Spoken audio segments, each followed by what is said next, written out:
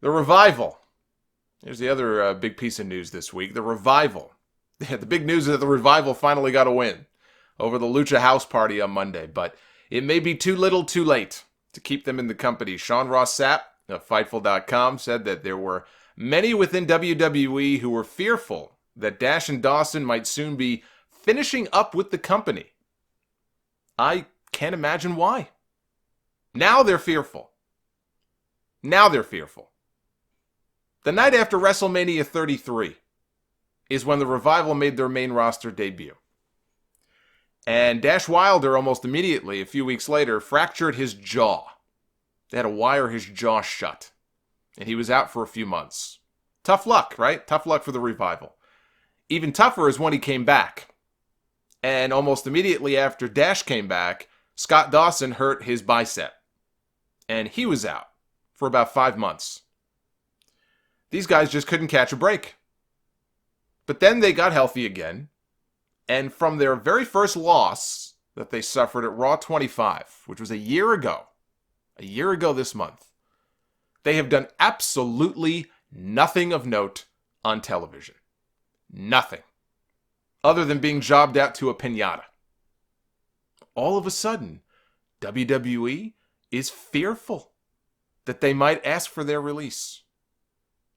What did I say about WWE being like a lazy college kid who waits until the last second to study for their final exam? Well, to follow up on that report, in the Observer a few days later, Meltzer flat out reported that after their win on Monday night, they walked right to the back, still in their gear, and they immediately asked for their release. Pro Wrestling Sheet followed that up with more details. They claimed that they asked for their release not only because they were unhappy with their own position and their own situation, but they're fed up at the lack of time given to the tag team division and the lack of respect given to the tag team division on Monday Night Raw. So they're looking out for the whole division, not just themselves. They're fed up with the whole situation. As well they should be. The tag team division on Monday Night Raw is an absolute joke. Has been for a while now. So I hear this and I say, good. Good on them. They're not going to get their release. If they still have a decent amount of time left on their contracts, there's no way that WWE is going to let them walk right into All Elite. I guarantee you, if they ever, their contracts expire or they do get their release or whatever happens, if they leave, I guarantee you, I'd bet the house, and I don't even own a house, but I would bet the house that is exactly where they are headed. The moment they walk out the door in WWE, they walk right into All Elite. Anybody can see that. But the signs have been there all along. This should not come as a surprise. Dash Wilder was pretty open about it last month. He posted a tweet saying, "One day, we'll wrestle the Young Bucks, and everyone will rejoice. Remember this tweet," he said. And he pinned it. It is pinned to the top of his Twitter page. It's not like they've been hiding it. They've been pretty out in the open with this for a while now. I will say, Benjamin on Twitter, shout out to him. He had a damn good proposal. If and when they do leave, the Bucks against the Revival, managed by Jim Cornette. Now that would be fun to watch. For the promos alone, that would be fun to watch.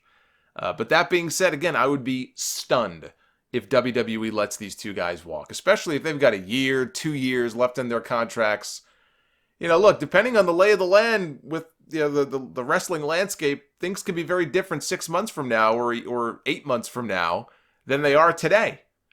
So maybe they get to a point where eventually WWE may work with them to let them go. But the way things are right now, people are being signed up and snatched up left and right. You think WWE is going to be like, okay, yeah, we'll let you guys go. Yeah, I have a bridge I can sell you.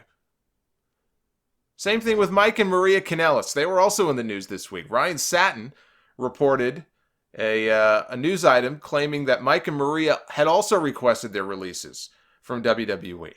Now, Maria, for her part, she went on Instagram after that article came out, and she flat out denied the entire story. She refuted the entire thing. For what it's worth, in her Instagram post, she did not say that we did not ask for our release. She was only speaking for herself. We have heard no such denial from her husband.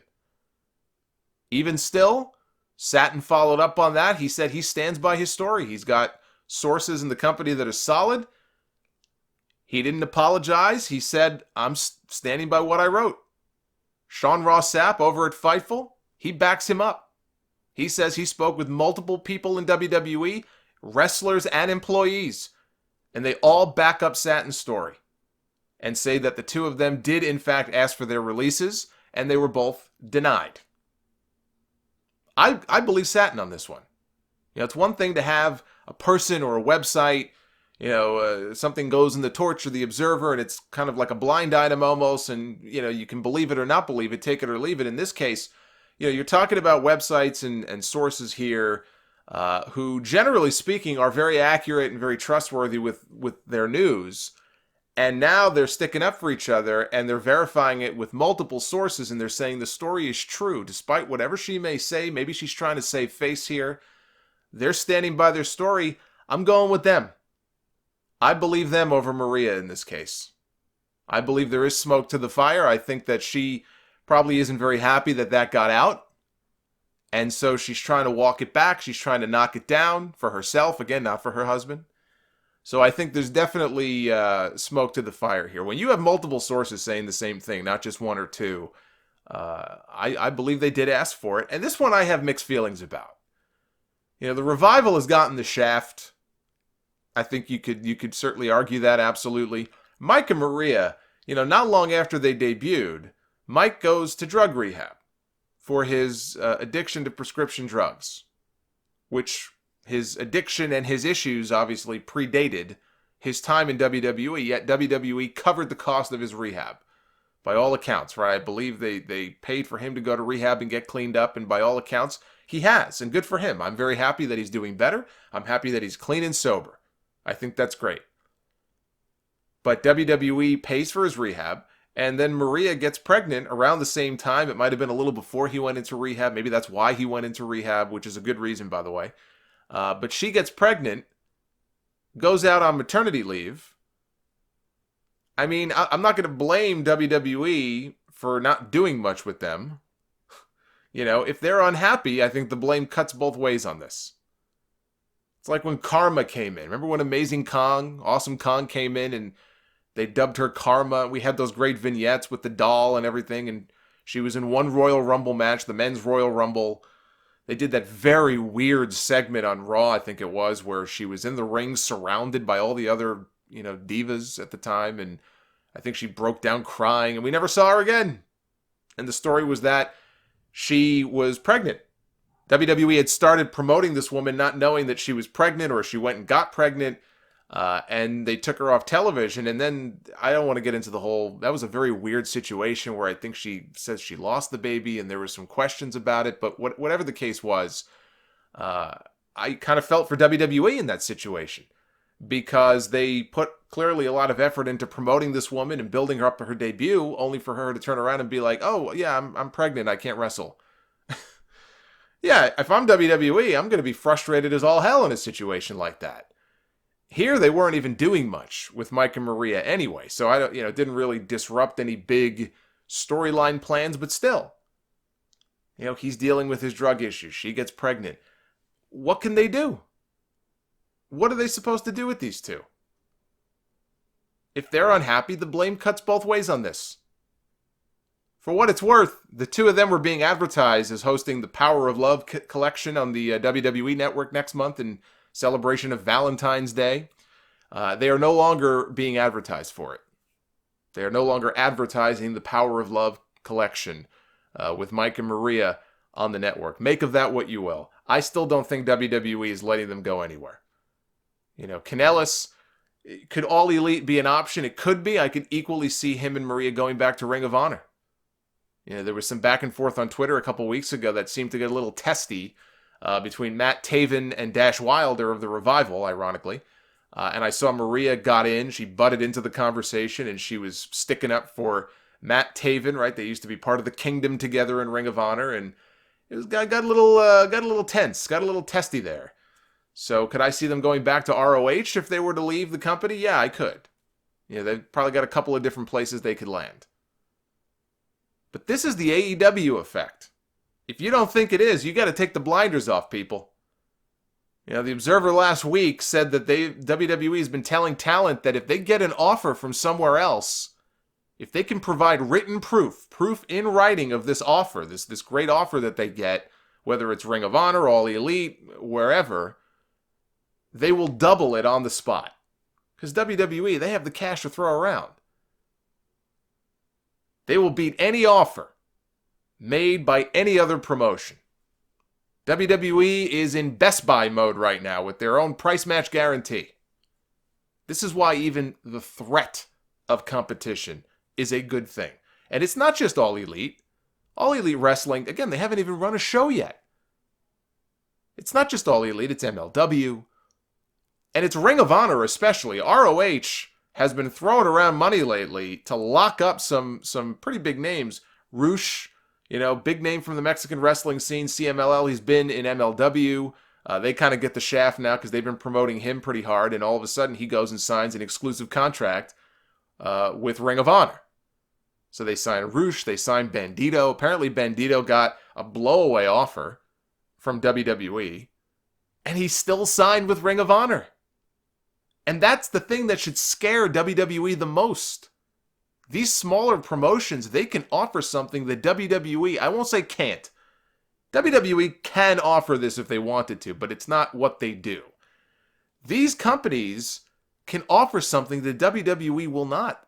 Fewer dates and the ability to wrestle for other promotions, like New Japan. Because a lot of them play nice with each other.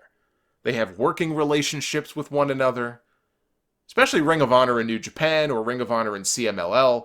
WWE does not play nice with others.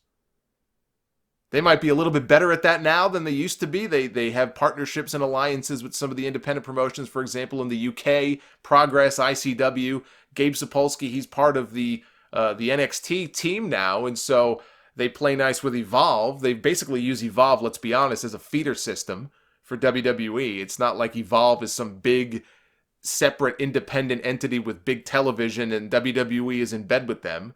So they do work with other promotions, but not like this. They don't play well with others. You know, and there isn't anyone on that main roster or NXT who is allowed to work dates, for example, with New Japan or AAA, because they're not true independent contractors in WWE. So all of a sudden, if WWE is being outbid, as they were with Bandito, apparently, by Ring of Honor, or if they're being outbid by All Elite, if the cons start throwing around money like there's no tomorrow, if these companies are offering more money, and on top of that, they're giving you more freedom that you won't have in WWE, and they're saying, hey, you don't have to work 52 weeks a year for us. And we'll even let you book your own shots with, you know, New Japan or with this company or this independent promotion or, you know, so long as it doesn't conflict with our dates, we're cool. We'll let you do that. That is a powerful edge that these companies have over Vince McMahon. It's going to do one of two things. It's either going to force WWE to start thinking about offering deals like that to people and changing the whole way they do business, which I just can't see them doing. Or a lot of these guys are going to be making double or triple what they otherwise would have been offered, which is great for them.